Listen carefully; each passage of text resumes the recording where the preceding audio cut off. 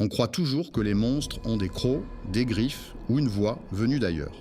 Mais parfois, le monstre serre vos mains, vous regarde dans les yeux et vous appelle « papa ». En 2011, une famille entière a disparu. Pas envolée, pas partie en voyage, effacée, comme si la maison avait avalé leurs pas. Et au centre de tout ça, un homme. Calme, éduqué, poli. Xavier Dupont de Ligonnès.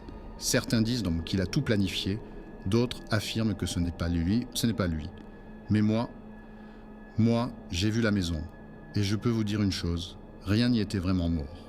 La maison se trouve à Nantes, dans un quartier calme, presque banal, une rue où les haies sont taillées, où les voisins se saluent en souriant sans vraiment se connaître. Ce genre d'endroit où l'on croit que rien de grave ne peut arriver. La famille Dupont de Ligonnès vivait là depuis plusieurs années.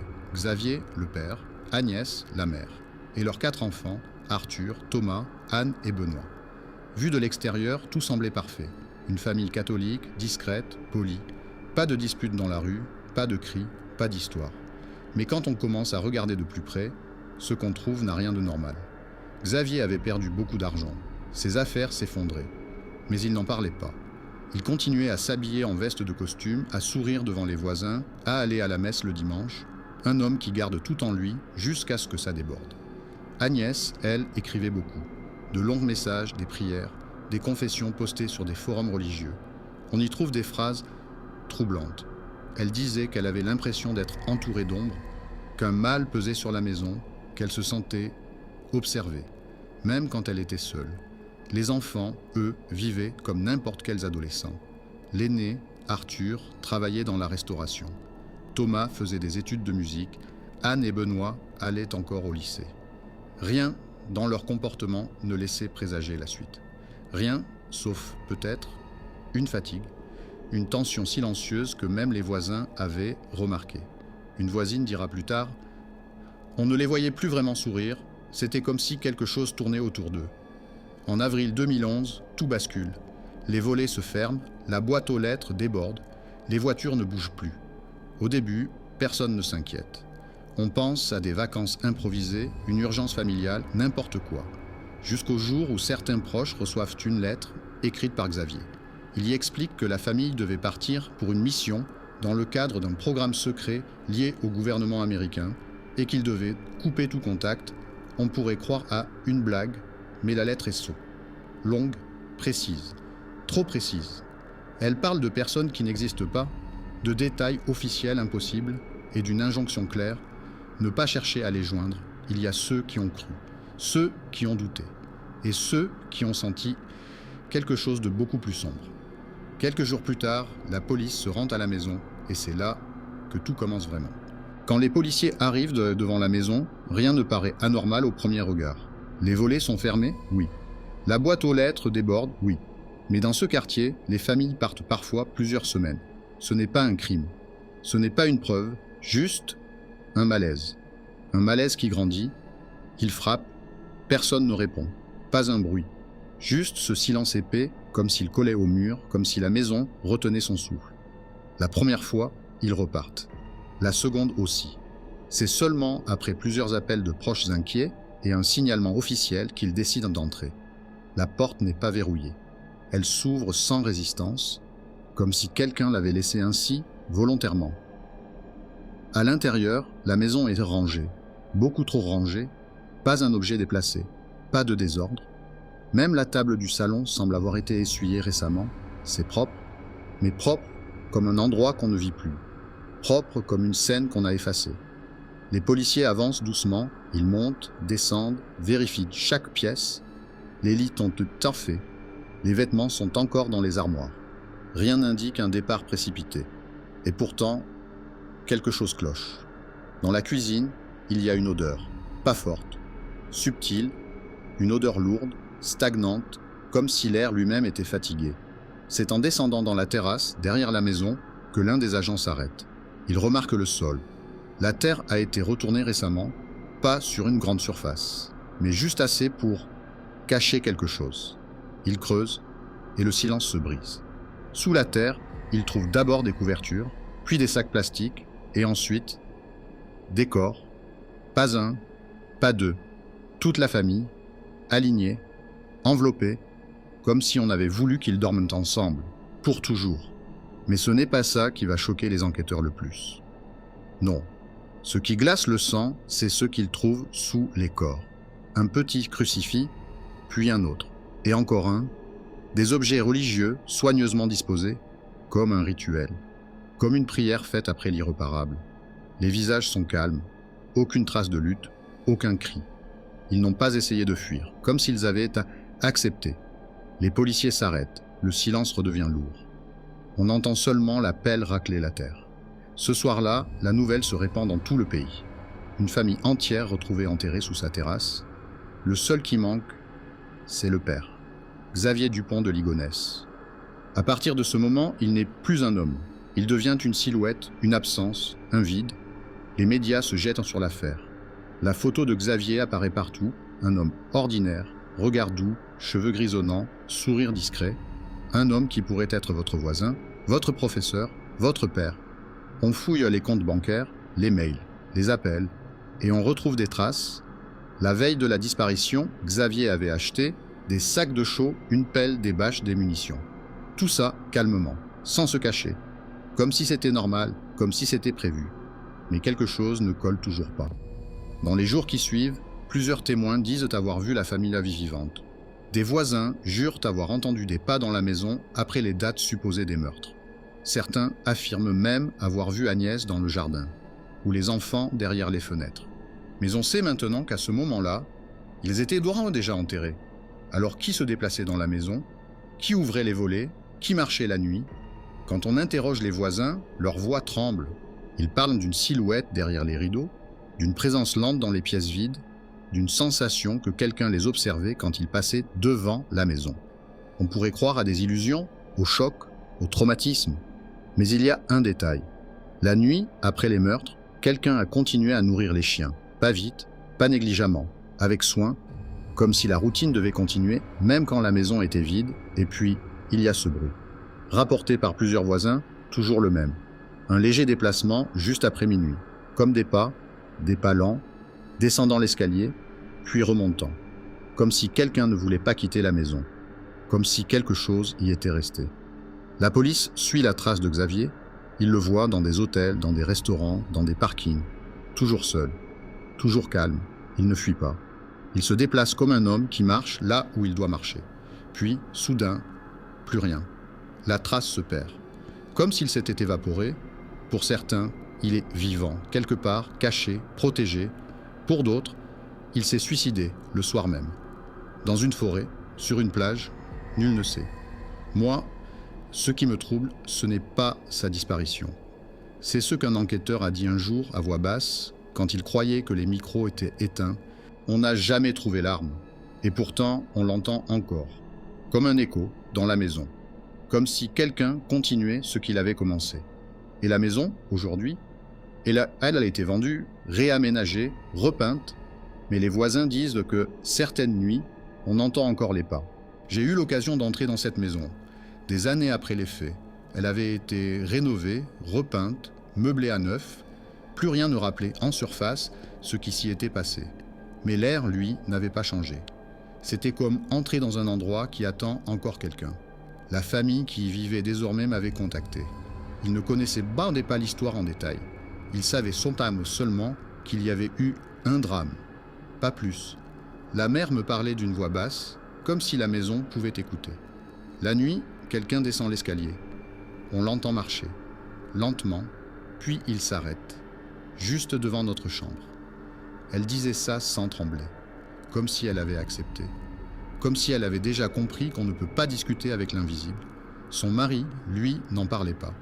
Il évitait le sujet, mais ses yeux racontaient autre chose. Des nuits blanches, des murmures, des portes qu'on retrouve ouvertes alors qu'on les a fermées soi-même. Je me suis rendu dans la chambre du fond, celle qui donnait sur le jardin, là où les corps avaient été enterrés. La pièce était propre, moderne, lumineuse, mais j'ai senti cette chose immédiatement. Une présence. Pas menaçante, pas violente, une présence qui regarde. Comme si quelqu'un était assis dans un coin, en silence, et attendait qu'on parle de lui. La mère m'a suivi. Elle s'est arrêtée sur le seuil, elle n'osait pas entrer. C'est ici qu'ils se tiennent, a-t-elle murmuré. Il, pas elle. Il. Elle n'avait pas les détails. Elle ne savait pas où on les avait retrouvés. Mais son instinct savait. Je me suis approché de la fenêtre et j'ai ressenti quelque chose.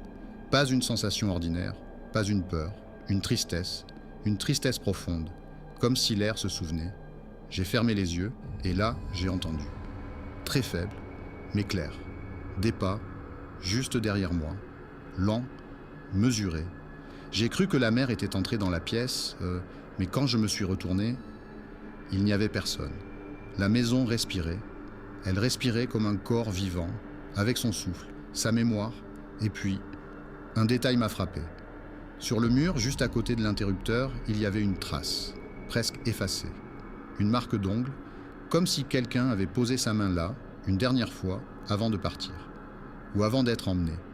Cette maison n'est pas cette épaille hantée, pas comme on l'imagine dans les histoires.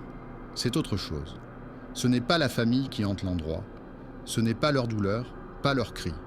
Ce qui reste ici, c'est l'acte. Le moment où quelqu'un, parfaitement conscient, parfaitement calme, a choisi de détruire tout ce qui le définissait. Sa vie, son histoire, son nom. Ce n'est pas la mort qui rôde dans cette maison, c'est l'effacement, la disparition lente, méthodique, pensée, le genre de silence qui vous suit quand vous rentrez chez vous, qui vous parle quand vous éteignez la lumière, qui vous souffle que ce genre de choses peut arriver à n'importe qui, même à moi, même à vous, même à une famille qui souriait sur les photos. Ce soir-là, en quittant la maison, on dit souvent j'ai regardé la fenêtre du pont de Ligonnès et j'ai vu une silhouette, un homme sans trace, sans corps, sans juste une forme. Mais ce n'est pas lui qui hante l'histoire.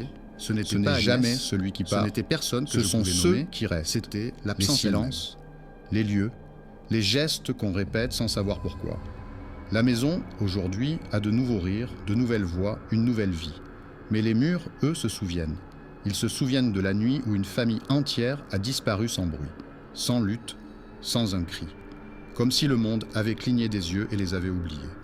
On peut repeindre, rénover, changer les meubles, ouvrir les fenêtres. On ne retire pas la trace de quelqu'un qui a cessé d'exister à l'intérieur de lui-même avant de disparaître du monde.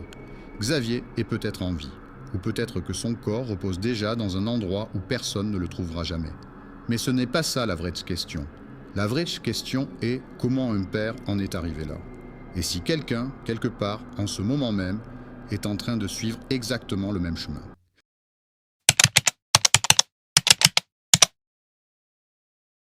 On dit qu'il n'y a rien de plus pur que l'amour d'une mère pour son enfant. Mais à Red Creek, dans le Nebraska, cet amour a pris une forme que personne ne peut expliquer. Pendant des mois, une petite communauté a vécu sans comprendre pourquoi les gens disparaissaient un à un, sans bruit, sans trace. Et quand la vérité a fini par sortir, ce n'était pas un tueur qu'on a trouvé, mais deux. Une mère et son fils, liés par quelque chose de plus fort que le sang et infiniment plus dangereux. Red Creek est une petite ville de rien du tout, perdue dans le nord du Nebraska. Quelques centaines d'habitants, une seule rue principale, et cette impression étrange que le temps s'y est arrêté. Les gens se connaissent tous, se saluent, s'observent parfois, un peu trop, peut-être. C'est dans cette atmosphère étouffante qu'habitait Margaret Hale, 54 ans, et son fils unique, Elliot, 27 ans.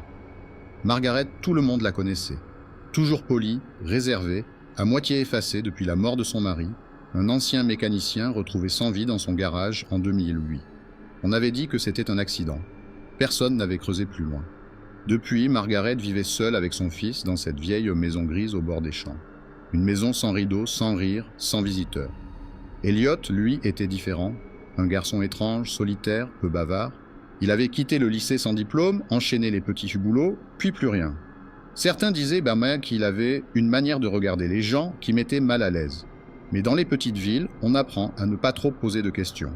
Surtout quand il s'agit des Hale. Tout a vraiment commencé en 2019, après la disparition de Linda Morris, une femme d'une trentaine d'années qui travaillait à la supérette du coin. Un soir, elle n'est pas rentrée chez elle.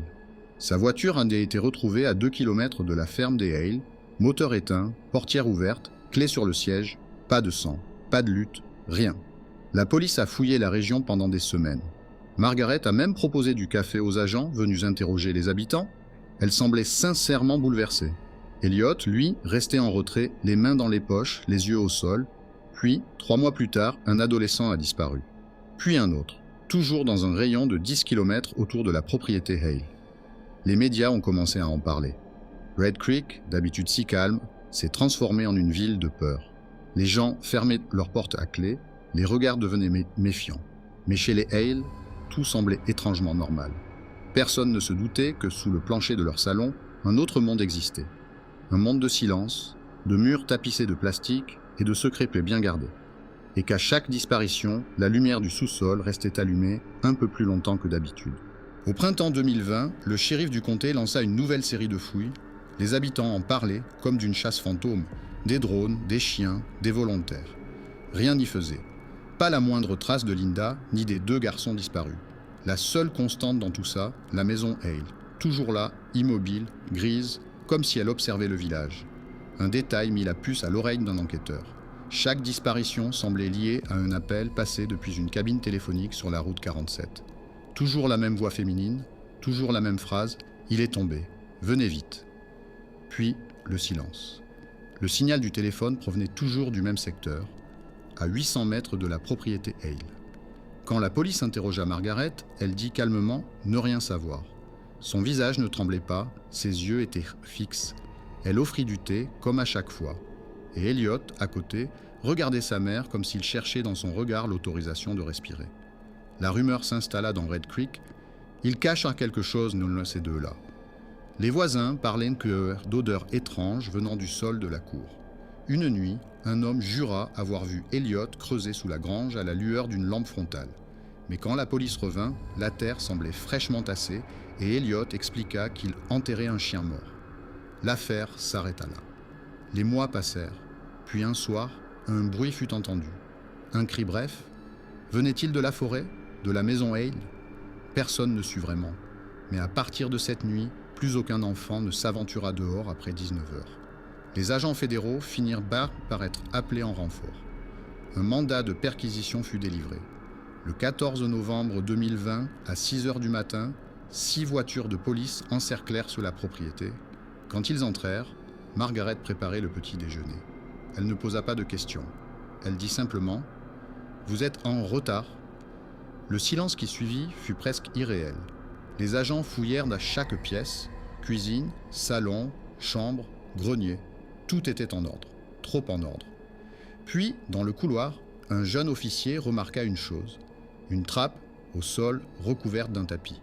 Il voulut l'ouvrir, mais Margaret s'y opposa d'un geste lent. « Ce n'est pas un endroit pour les vivants, dit-elle. » Ces mots figèrent tout le monde. Quand ils forcèrent la trappe, une odeur monta aussitôt. Âcre, métallique. Pas seulement la mort, quelque chose de plus ancien, de plus humide. Une échelle descendait dans le noir. La lampe du premier agent tremblait dans sa main. Au fond, il trouva une porte. Une simple porte en bois brut, sans serrure, mais avec des griffures sur toute la surface. De l'autre côté, le silence total. Ils ouvrirent. La première chose qu'ils virent fut une chaise. Au centre de la pièce, fixée au sol, les murs, eux, étaient recouverts de bâches transparentes, tendues avec une précision presque chirurgicale. Dans un coin, un petit magnétophone tournait encore, émettant un grésillement constant. Et au sol, des empreintes de pas, petites, comme celles d'un enfant. Un des agents pensa d'abord à un atelier, mais sur la table, à côté, il trouva quelque chose qui le fit reculer d'un pas, des photographies, des dizaines. Toutes datées, numérotées, rangées dans des pochettes en plastique. Sur certaines, on distinguait des visages familiers. Linda Morris, les adolescents disparus, même un vieil homme du village, tous figés dans la même position, assis sur cette chaise. Margaret descendit lentement à son tour. Elle ne cria pas, ne supplia pas. Elle regarda autour d'elle comme on visite un lieu ancien qu'on connaît trop bien. Puis elle posa la main sur l'épaule d'un policier et dit calmement « Vous voyez, il faut savoir garder les souvenirs des gens qu'on aime. Sinon, ils disparaissent. » Elliot la suivait, les yeux perdus. Il répétait doucement « Maman, je voulais juste qu'il reste. Tu as dit qu'il fallait qu'il reste. » Sur une autre table, les enquêteurs trouvèrent plusieurs carnets, des descriptions méticuleuses, des heures, des noms, des phrases sans sens apparent. Elle s'est calmée. Il a prié. Ils ne partiront plus. Personne ne cria. Personne ne parla. L'air dans cette pièce semblait épais, presque solide. Quand les agents remontèrent, Margaret leur adressa un sourire. « Vous avez vu ? Mon fils est un artiste. » Quelques secondes plus tard, Elliot tenta de s'enfuir par la cour. On l'arrêta sans violence. Il ne résista pas. Il disait seulement, d'une voix presque enfantine, « Elle m'a dit de ne jamais les laisser seuls. » Margaret Hale fut condamnée à la perpétuité. Elliot, lui, fut déclaré inapte à comparaître, interné dans un hôpital psychiatrique de l'État. Durant son procès, il n'a jamais cessé de répéter la même phrase « Maman voulait juste qu'ils restent avec nous ». La maison fut rasée quelques mois plus tard. Mais les habitants affirment encore que, certains soirs, quand le vent souffle depuis la route 47, on peut entendre un léger grésillement comme celui d'un vieux magnétophone qui tourne encore. Un ancien enquêteur, devenu depuis retraité, confia ceci lors d'une interview. « Je ne sais pas ce qui me dérange le plus, le mal qu'ils ont fait ou la paix dans leurs yeux quand on les a arrêtés. » Et dans les archives audio retrouvées sous la maison Hale, il restait une seule bande. On y entend une voix féminine, douce, presque maternelle. « Chut, ne pleure pas. Maintenant, tu fais partie de la famille. » Puis le silence.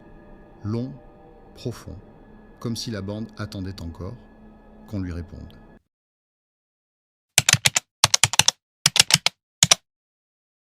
Il existe des histoires qu'on préfère oublier, des dossiers que même les enquêteurs refusent d'évoquer sans baisser la voix. L'affaire dont je vais vous parler n'est pas une légende urbaine ni une rumeur perdue sur Internet. Elle a eu lieu. Et pendant des années, personne ne s'en est aperçu. Dans une petite ville isolée du Nouveau-Mexique, un homme vivait derrière des murs ordinaires. Un voisin poli, un garagiste apprécié, rien qui puisse attirer l'attention. Pourtant, à quelques mètres des regards, se trouvait une pièce dont les murs avaient été insonorisés, une pièce remplie d'objets dont l'existence même devrait être impossible. On l'appelait la salle du jouet. Et si je vous disais que certaines des personnes qui y sont entrées respirent peut-être encore quelque part, mais qu'aucune d'elles n'a jamais retrouvé son propre nom. David Parker Ray n'avait rien d'un monstre au premier regard.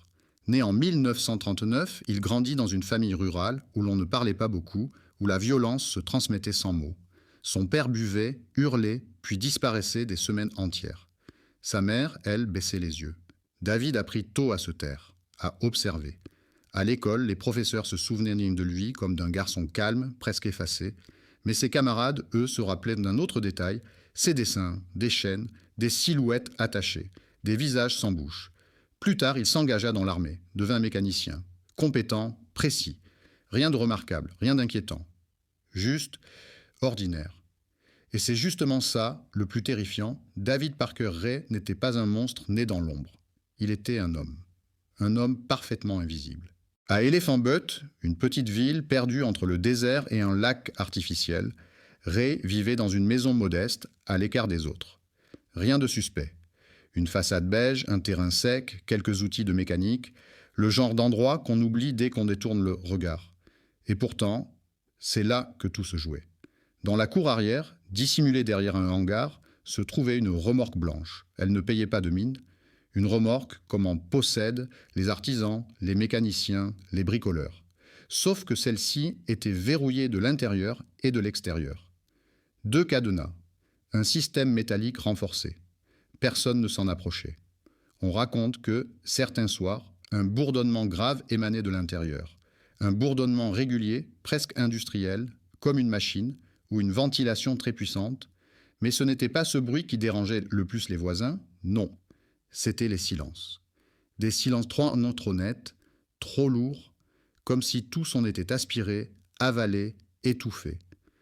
Un jour, une femme du voisinage déclara avoir entendu quelque chose, pas un cri, mais une sorte de gémissement étouffé, un souffle retenu, quelque chose qui ressemblait à une voix humaine essayant de ne pas être entendue. Elle n'en parla qu'à demi-mot, avec gêne, avec peur, parce qu'on ne veut pas croire à ce que l'on pense avoir entendu. L'intérieur de cette remorque, qu'on appellera plus tard la salle du jouet, était tapissé de panneaux isolants. Chaque mur, chaque surface, chaque interstice avait été renforcé pour que le son ne s'échappe pas. Rien ne devait sortir, ni bruit, ni air, ni prière. Il y avait des outils, des dispositifs métalliques modifiés, des chaînes ajustables, des sangles de cuir vieilli, patinées par l'usage. Des objets faits sur mesure dont la fonction exacte n'a jamais été clairement définie dans les rapports. Et au centre, un vieux enregistreur à bande, toujours prêt, toujours posé, comme si chaque visite, chaque respiration, chaque tremblement devait être conservé, documenté. Certaines bandes ont été retrouvées, d'autres non. On murmure que quelques-unes circuleraient encore, discrètement, dans des forums obscurs, échangées comme des reliques interdites. Mais le plus dérangeant, c'est que personne ne sait combien de fois la remorque a servi. Combien de personnes y sont entrées. Combien n'en sont jamais ressorties. Pendant des années, la remorque resta là, visible, à la vue de tous, et pourtant totalement ignorée, comme si la ville entière avait choisi de détourner le regard, comme si quelque chose poussait chacun à ne pas poser de questions. Puis, en 1999, tout s'est fissuré. Une femme, évanouie sur le bord de la route, pieds nus, couvert de poussière, fut retrouvée par un conducteur de camion. Elle tremblait, respirait de manière saccadée, ses pupilles dilatées comme si elle revenait d'un cauchemar qui n'était pas encore terminé. Son prénom était Cynthia. Au poste de police, lorsqu'on tenta de l'interroger, sa voix se brisait. Ses mots se mélangeaient, comme si son esprit essayait de se souvenir, tout en tentant d'oublier. Les médecins parlèrent de choc post-traumatique aigu. Les policiers, eux, hésitaient. Sa version était trop précise, trop cohérente, trop réelle pour être le fruit d'une hallucination. Elle disait qu'elle avait été retenue dans une pièce blanche, qu'il y avait un ventilateur bruyant, et une voix enregistrée qui parlait, lentement, mécaniquement, une voix d'homme, mais filtrée, détachée. Des phrases répétées, toujours les mêmes, comme un manuel, comme une procédure. Elle parla de chaînes froides contre la peau, de métal ajusté à la taille d'un corps humain, d'outils qu'on ne trouve dans aucun magasin, de crochets fixés à la bonne hauteur, comme si chaque mouvement avait été prévu. Mais ce n'était pas cela qui troubla le plus les enquêteurs, c'était sa description du début. Elle avait dit « Il m'a parlé avant, longuement, comme s'il voulait que je comprenne quelque chose, pas que je souffre, que je sache. » Elle n'avait pas pleuré en racontant ça, elle avait simplement regardé le mur, comme si ses yeux n'étaient plus capables de fixer des visages. Les policiers hésitèrent encore. Une femme en état de choc peut reconstruire des mensonges. La mémoire peut se fracturer. La peur peut inventer. Mais il y avait les marques, des traces circulaires sur les poignets, identiques, parfaitement symétriques, comme si elles provenaient d'un dispositif conçu pour s'adapter, pour maintenir, pour retenir. Alors, pour la première fois depuis des années, quelqu'un osa regarder la remorque blanche, s'approcher, tendre la main, toucher le métal refroidi par la nuit. Un policier raconta plus tard avoir entendu, juste avant d'ouvrir, un battement sourd comme une vibration étouffée à l'intérieur. Pas un cri, pas une voix, juste ce son, comme un cœur qui continue à battre dans une pièce où personne ne devrait être vivant. La clé tourna, le cadenas grinça et la porte s'ouvrit dans un silence total. Lorsque la porte de la remorque s'ouvrit, l'air qui en sortit était lourd, saturé d'une odeur métallique mêlée à quelque chose de plus ancien, plus stagnant. Un mélange d'huile, de cuir vieilli et d'humidité enfermée depuis trop longtemps. Un policier eut un mouvement de recul, un autre posa sa main sur sa bouche, comme pour retenir un haut-le-cœur qui n'avait pas encore eu le temps d'exister. La lumière intérieure était faible, jaunâtre, comme si l'endroit avait été éclairé par une ampoule qui refusait de s'éteindre depuis des années. Les murs étaient recouverts de mousse acoustique, taillée parfaitement jusqu'aux angles. Aucune surface nue, aucune imperfection. Tout était été calculé, tout a été volontaire. Au centre de la pièce, il y avait une chaise métallique, munie de sangles aux bras, aux chevilles, au torse. Mais ce n'était pas la chaise qui attira l'attention d'abord. C'était l'enregistreur, posé sur une petite table, toujours branché, toujours prêt, avec une bande insérée, comme si l'on avait interrompu quelque chose seulement quelques heures plus tôt.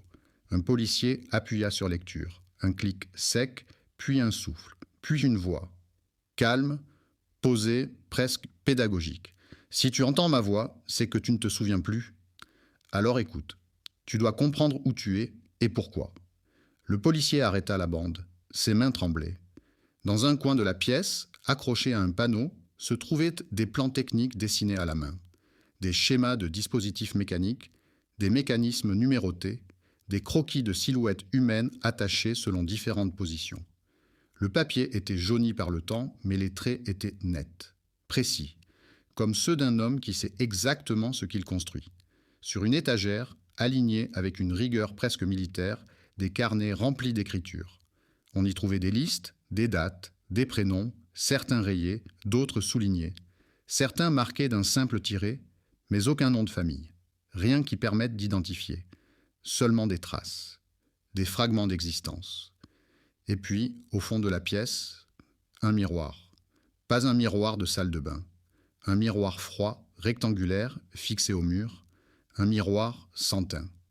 On ne réfléchit pas immédiatement. Pas sur le moment, pas quand l'esprit lutte encore contre ce qu'il voit. Mais très vite, l'évidence s'impose, ce n'était pas un miroir.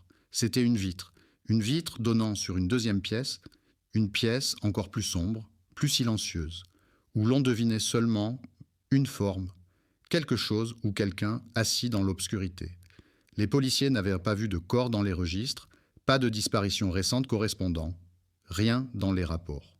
Pourtant, il y avait bien là une silhouette humaine, immobile, assise, la tête baissée, comme si la personne attendait, ou écoutait, ou retenait son souffle. Un des agents appela, doucement, puis plus fort. Aucune réponse. Un autre fit un pas, puis deux, et la silhouette bougea. Lentement, très lentement, comme si chaque mouvement coûtait, comme si les muscles avaient oublié comment fonctionner. Puis, dans le silence le plus total, un son, un seul, un inspire profond, un souffle long, comme si la personne revenait d'un endroit où l'air ne passait plus. Lorsque la silhouette leva la tête, un frisson traversa toute la pièce. Ce n'était pas un geste brusque ni violent, juste fatigué, comme si chaque seconde d'existence lui pesait.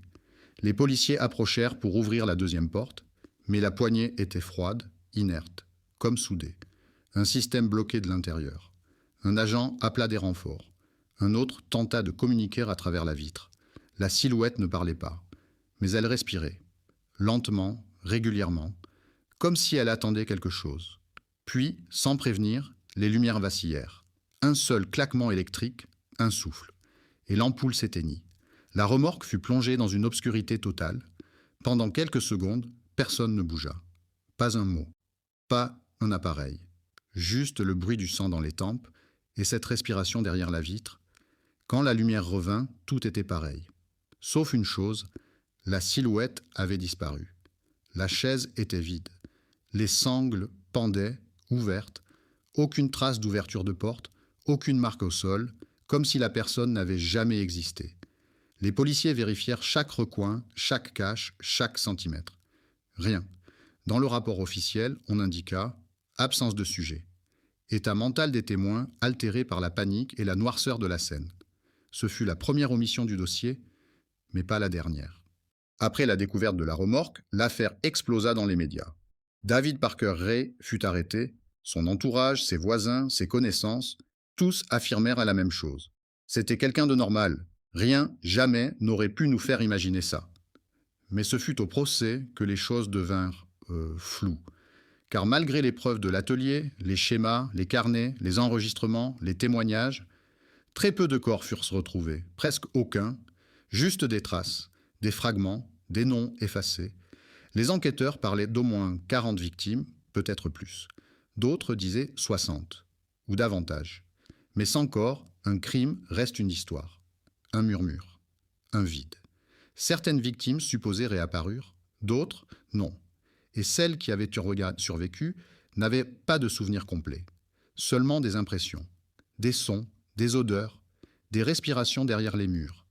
Une d'entre elles, interrogée des années plus tard, expliqua ceci. « Vous ne comprenez pas.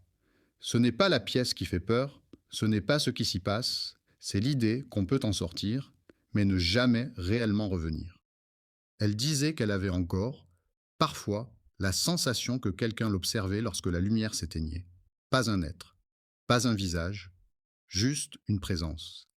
Comme un souffle chaud, presque familier, juste derrière son oreille.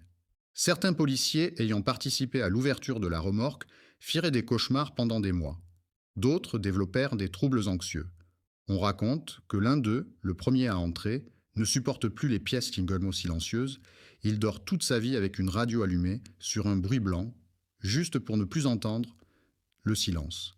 La remorque fut détruite, les objets catalogués, les preuves scellées.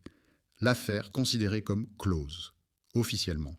Mais parfois, lors de ventes d'entrepôts ou de garages abandonnés, des gens racontent avoir trouvé, dans une caisse mal étiquetée, des rouleaux de bande audio, sans titre, sans date.